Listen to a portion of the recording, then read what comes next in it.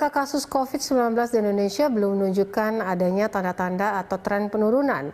Hingga Minggu 25 Juli 2021 berdasarkan data Satgas Covid, total kasus baru mencapai 38.679.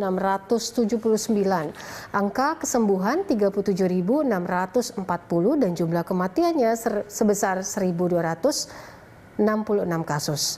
Nah, meski ada tren penurunan kasus dari jumlah positif COVID pada masa PPKM ini, namun jumlah kematiannya tetap tinggi, pemirsa. Sebelumnya, Menko Marves Luhut Binsar Panjaitan menyebut rata-rata pasien yang meninggal menderita komorbid atau belum menerima vaksin. Lalu apa langkah pemerintah untuk menekan angka kematian? Kita akan membahasnya bersama Profesor Zubairi Zurban, tim pakar dari Ketua Satgas Penanganan COVID-19 IDI. Pak Prof. Zubairi, terima kasih untuk waktunya bersama kami. Ada dua faktor yang kita bold ini Pak, yang diungkapkan pemerintah soal penyebab tingginya angka kematian akibat COVID. Yang pertama ini adalah komorbid, dan yang kedua adalah katanya belum menerima vaksin. Nah, ini penjelasannya seperti apa Pak kalau dilihat secara ilmu kedokterannya sendiri?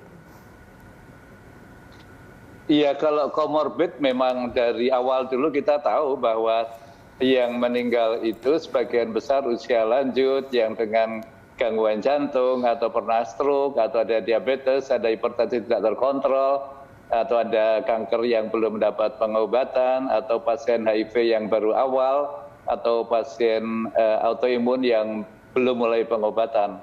Jadi makin banyak komorbid, makin berisiko untuk meninggal. Namun yang sekarang kelihatannya masalahnya agak beda sedikit. Jadi kalau melihat dari ada begitu banyak isoman meninggal, itu kan sebagian karena kan orang terinfeksi oleh virus corona ini macam-macam. Ada yang tanpa gejala, ada yang ringan, ada yang berat, ada yang kritis, ada yang menengah. Nah, ini yang merasa OTG ataupun ringan ini sebetulnya itu yang harusnya isolasi mandiri untuk mencegah penularan. Namun kenyataannya yang berat, katakanlah udah sesak, panas tinggi, jalan nggak kuat, ini mau masuk rumah sakit rujukannya penuh. Okay. Jadi itu yang masalah pertama. Baik, Prof. Ini usaha vaksinasi ini sampai sejauh ini seperti apa untuk menekan angka kematian, Prof? Oh, dari data beberapa negara yang sudah 50% vaksinasi memang bagus. Jadi Amerika, Inggris, itu sudah 50% divaksinasi. Memang kasusnya per minggu itu hari ini yang nomor 1 Amerika, nomor 2 sayangnya Indonesia, kemudian ada Inggris, kemudian ada India, ada Brazil. Nah, khusus Amerika ini walaupun paling tinggi jumlah kasus barunya per minggu, namun angka kematiannya lebih rendah dari kita. Demikian pula Inggris, angka kematiannya bahkan kurang dari 100 per hari. Jadi ini bisa diterangkan karena mereka sudah vaksinasi begitu banyak, sehingga kalaupun terinfeksi kondisinya akan ringan. Namun kita tidak perlu terlalu pesimis, kita harus semangat. Walaupun kita vaksinasi belum mencapai 10% yang sudah divaksinasi 2 kali. Kenapa tidak perlu cemas? Karena India saja bisa. Jadi India ini seperti kita. Sampai 2 hari yang lalu mereka belum sampai 7% yang divaksinasi.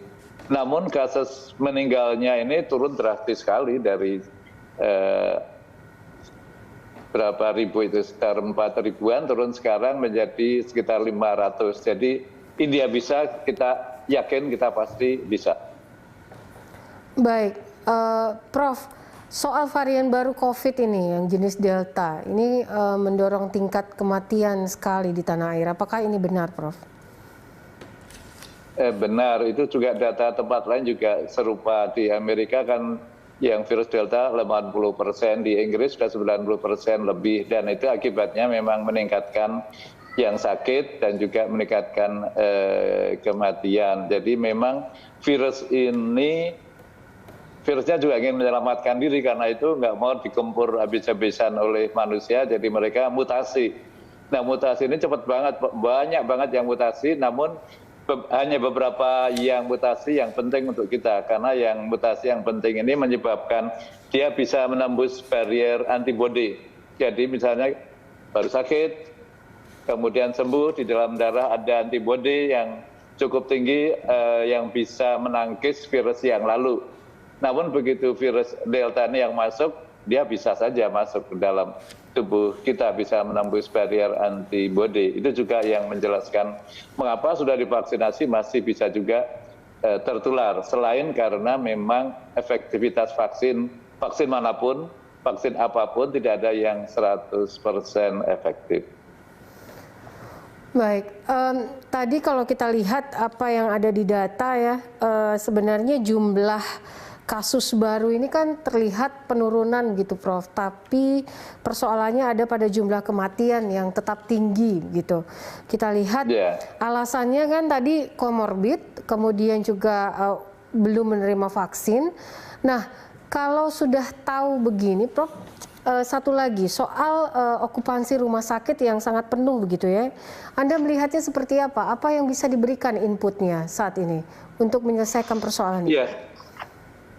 Yang penting kan terlalu banyak isolasi mandiri yang harusnya masuk rumah sakit. Nah sekarang disarankan masuk rumah sakit penuh masuk UGD rumah sakit COVID. Kalau penuh juga masuk ke Wisma. Kalau di Jakarta ada Wisma Atlet, ada Asrama Haji, ada Rusun Pasar Rumput, ada GOR di Matraman. Nah di daerah kan juga ada, di Surabaya juga banyak, di seluruh Indonesia sekarang ada tempat-tempat untuk isolasi mandiri yang didirikan. Jadi kalau sebaiknya jangan di rumah, ke sana dulu, kecuali kalau diperiksa semuanya, misalnya ronsen dada, ini ternyata yang tanpa gejala itu ada juga yang ronsennya ada radang paru, pneumonia. Nah ini tidak boleh dirawat di rumah, harus dirawat di rumah sakit untuk mendapat obat khusus. Demikian pula kelihatannya sehat, segar, tidak sesak nafas, tapi kalau diperiksa pakai oximeter yang dimasukkan ke jari kita, itu ternyata saturasi oksigennya rendah sekali. Nah, ini kan tahu-tahu bisa mendadak gawat meninggal. Nah, oximeter ini perlu juga dipunyai oleh orang yang sedang isolasi mandiri. Jadi begitu saturasi oksigennya turun, sudah 92, harus segera ke rumah sakit. Perlu dapat tambahan oksigen selain beberapa obat yang lain, dexamethasone misalnya dan favipiravir. Oke, Prof. Problemnya adalah sekarang ketika rumah sakit pun penuh begitu, dan pengetahuan masyarakat sampai saat ini soal misalnya tadi saturasi oksigen misalnya masih rendah, ataupun misalnya banyak sekali angka kematian juga yang disebabkan oleh literasi yang sangat kurang soal bagaimana penanganan COVID ini dan juga pertolongan pertama pada penderita COVID. Sementara oksigen kita juga sangat langka saat ini. Nah ini bagaimana, apa yang harus dilakukan, apa yang harus didahulukan oleh pemerintah saat ini? Semuanya bareng Mbak, harus total football, artinya baik di hilir, di hulu juga begitu. Jadi kalau di rumah sakit tadi ya oksigen kan katanya sekarang sudah datang dari India. Kita harapkan beberapa hari ini masalahnya bisa diselesaikan. Kalau obat-obat ya mau dibeli, obat-obat sekarang beberapa obat antivirus seperti remdesivir dan favipiravir agak kurang sedikit, saya harapkan bisa dalam waktu cepat bisa diatasi. Nah kemudian kalau bed rumah sakit ya dirikanlah rumah sakit darurat, dirikanlah tempat isolasi mandiri yang lebih banyak, sehingga jangan pasien sampai meninggal di rumah. Itu istilah kami kalau di bahasan kasus itu preventable death. Jadi sebetulnya kalau pasien ini tidak dirawat di rumah, misalnya di tempat isolasi mandiri yang disediakan pemerintah, mestinya bisa mendapat tata laksana yang lebih baik sehingga bisa dicegah ke arah kegawatan. Baik, sebelumnya Ikatan Dokter Anak Indonesia ini sempat menyebutkan soal kematian anak akibat COVID-19. Ini di Indonesia, Prof, sempat menjadi yang paling tinggi di dunia. Apa penyebabnya? Iya. Penyebabnya belum diketahui ya dengan pasti. Kan Indonesia kita juga mempunyai berbagai macam, jadi kalau usia lanjut punya komorbid misalnya ada jantung, ada stroke. Kalau di anak ya penyakit jantung bawaan tidak terlalu banyak, namun misalnya penyakit infeksi yang lain lumayan banyak, ada TBC, ada malnutrisi, ada stunting, ada macam-macam. Jadi memang faktor-faktor kesehatan keseluruhan itu memang harus terus dijaga, nutrisinya harus baik. Jadi susu, daging, telur, sayur, buah itu menjadi penting banget, baik untuk orang dewasa, apalagi untuk anak yang sedang dalam fase pertumbuhan. Baik, bagaimana soal usaha testing, Prof, sampai sejauh ini? Apakah keterlambatan testing ini juga bisa memicu kematian pasien COVID? Testing, kalau itu saya bacakan yang per hari ini. Per hari ini, ternyata memang agak ya, tes itu selalu paling banyak Jakarta. Mengapa Jakarta selalu antara 20 sampai kadang-kadang 35% dari seluruh Indonesia, padahal kan kita provinsinya 30 sekian, Jakarta hanya ada seberberapanya. Namun jadi mohon pada provinsi-provinsi untuk segera meningkatkan jumlah tes. Dan data-data hasil tes ini memang penting sekali untuk layanan, baik untuk pengobatan maupun untuk kontak tracing, agar ini terinfeksi kan sekitarnya berapa puluh harus dites. Ini jangan 5 yang dites dong, kalau targetnya 30 ya 30 yang ditelusur kontak, ya itu yang kadang-kadang atau lumayan banyak kurang dikerjakan. Itu mohon segera dinaikkan. Kemudian data-data dari daerah yang agak lambat segera dimasukkan.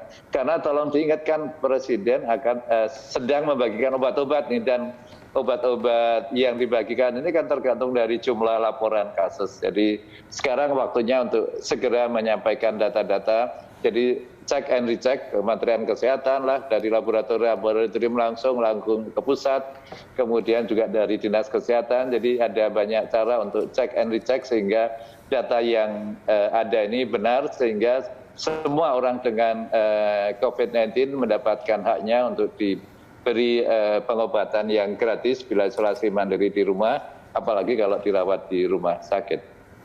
Baik, terima kasih Prof. Zubairi Zorban, tim pakar Satgas Penanganan COVID-19 untuk waktunya bersama Prime Time di Berita 1.